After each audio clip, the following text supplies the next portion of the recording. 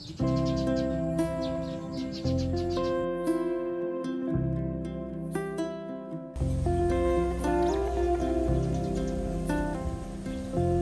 everyone, this is Cindy and welcome to Cin's Haven and Garden.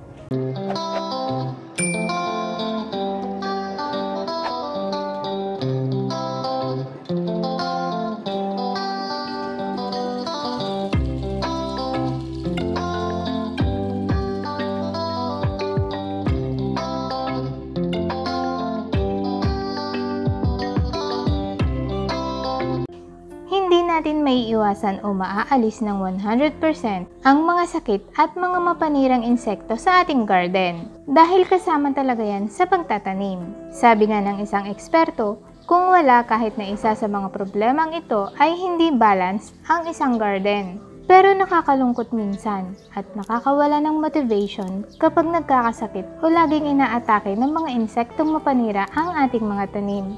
Minsan ay ayaw na nating umulit magtanim kasi inubos na ng leaf miners yung mga pipino. O di kaya ay bigla na lang namatay o nalanta yung dating masiglang halaman. Kaya sa episode na ito ay ipapakita ko sa inyo kung ano-ano yung mga ginagawa kong paraan para maiwasan or at least mabawasan yung mga problemang nararanasan natin sa pagtatanim, organically or naturally. Ang una kong ginagawa ay pinapataba ko ang lupa. Ito ang pinaka-importante sa pagtatanim. Kapag mataba ang lupa ay mataba din ang halaman at mas malakas ang resistensya nila para lumaban sa mga sakit at mga mapanirang insekto. Kapag hindi mataba ang lupa, kahit na ano ang i-apply nating insecticide o pesticide ay baliwala kasi mahina ang halaman. At ang mga tanim natin ay may mga sariling panlaban sa sakit, kaya dapat ay patabain at patibayin natin sila. Isang example ay itong tanim kong okra. Sa maliit lang ito ng balde pero mataba at malusog. May pailan-ilan na leaf miners pero hindi siya masyadong apektado. At ito naman ay okra din na tinanim ko direct sa lupa. Sa totoo lang ay mas nauna ko itong itinanim kaysa yung mga nasa balde. Pero kung mapapansin nyo, mas payat ito. Dahil ang lupa dito ay mabato at mabuhangin. Hindi ko rin nilalagyan ng pataba ang lupa dito. Dahil kapag umuulan ng magdamag ay nalulubog ito sa tubig. 90% ng mga tanim ko ay nakatanim sa grow bags o container. Pero kapag sobra-sobra ay itinatanim ko direct sa ground. Ang ginagawa ko na lang ay nilalagay ko muna sa medium size na grow bag. Tulad nitong kalabasa. Nakatanim ito sa grow bag pero nakabaon ng malalim at nilakihan ko yung butas ng grow bag para makalabas ng maayos ang mga ugat sa ilalim. Sa ganitong paraan ay nasisiguro ko na malusog na ang seedlings bago ko maibaon dahil mataba yung ginamit kong lupa sa grow bag. At sa itsura naman itong kalabasa ay talaga namang malusog. Ang laki ng mga dahon at stem. Ito ring alugbati. Sa maliit lang na grow bag pero ang lusog at walang kumakain na peste. Paano ko pinapataba ang lupa? Naghahalo ako ng equal part ng cow manure, vermicast at compost. At gumagawa rin ako ng mga fermented juices o mga organikong pataba na pasok sa budget. Hindi kailangang magastos ang pagpapataba ng lupa. Marami tayong mga libreng materials na nasa paligid lang natin. At may mga tutorials din ako ng mga paggawa ng organikong pataba at kung paano patabain ang lupa. I-check nyo lang ang mga uploaded videos ko. Balik tayo sa topic natin. Ang pangalawa kong ginagawa ay ang pagtatanim ng mga halaman o herbs na nakakapagtaboy o ayaw ng mga mapanirang insekto tulad ng basil, green onions, oregano, chives, at marigold. Ito yung mga halaman na subok ko na sa ilang taon ko ng pagtatanim, kaya hindi nawawala ang mga ito sa garden ko. Ang mga amoy ng halamang ito ay ayaw ng mga mapanirang insekto. Hindi man sila 100% natataboy, pero hindi sila masyadong mapinsala kapag may mga ganitong halaman sa paligid. Tulad nitong side na to ng tanim kong mga kamatis. Meron itong katabi na basil, onion, chives, at oregano. Healthy ang mga dahon ng kamatis. Walang leaf miners, whiteflies, at aphids.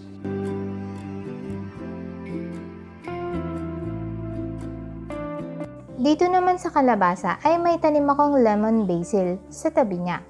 Nakakatulong magtaboy ng mga leaf miners. Ito namang ampalaya ay may kasamang onion na nakatanim. Malusog naman ang mga dahon at namumunga na. At itong mga tanim kong repolyo ay tinabihan ko ng marigold. Kilalang marigold na pest repellent, kaya hindi ito nawawala sa garden ko. Madali lang itanim ang mga herbs at marigold. Pwede ring itanim mismo sa paso ng gulay na tanim. Tulad nitong iba kong mga nasa grow bags na may mga katabing onions at basil. Malaki ang naitutulong para ma-manage natin ang mga peste. Meron pa tayong unlimited herbs. O diba? Sustainable. At may isa pa palang naitutulong ang mga ito, lalo na ang basil. Ang mga bulaklak nito ay nakaka-attract ng mga pollinators, tulad ng bubuyog at mga butterfly, na siyang tumutulong para mabuo yung mga bunga ng gulay natin. Pangatlong paraan ay crop rotation. Para naman ito sa mga soil-borne diseases o mga sakit na nakukuha sa lupa tulad ng nematode, verticillium at iba pang mga fungi. Kapag ang isang masiglang kamatis ay bigla na lang namatay o nalanta, ay malaki ang posibilidad na nasa ilalim ng lupa ang problema at ang madalas na sanhi ay nematode. Ang nematode ay isang uri ng worm na nakatira sa lupa at sumisipsip ng nutrients galing sa ugat ng halaman tulad ng kamatis, talong at sili. Ang mga kalabasa, patola at pipino ay prone din sa ganito. Malalaman na may nematode ang isang halaman kapag ito ay naninilaw at nalalanta at kapag tinignan ng ugat ay marami itong bukol-bukol. So ano ang ginagawa ko sa mga ganitong case? Crop rotation o pagtatanim ng iba't ibang halaman sa lupa. Ganon din kapag verticillium yung tumama sa halaman o bigla na lang pagkamatay ng isang malusog na halaman. Halimbawa, pagkatapos kong taniman ng kamatis ang isang grow bag ay tataniman ko naman ng iba tulad ng corn, sunflower, or herbs. Kasi kapag tinaniman ko ulit ng kamatis, yung lupa na namatayan ng kamatis, ay ganun din yung magiging sakit ng panibagong tanim. So paulit-ulit lang, nandun lang sa lupa yung sakit. Ang kasunod kong tinatanim ay yung mga halaman na nakakapaglinis o nakakapatay sa sakit sa lupa, tulad ng mustasa. Ginagawa ko itong green manure sa mga lupang may nematode dahil ang mustasa ay naglalabas ng chemicals na pumapatay ng nematode.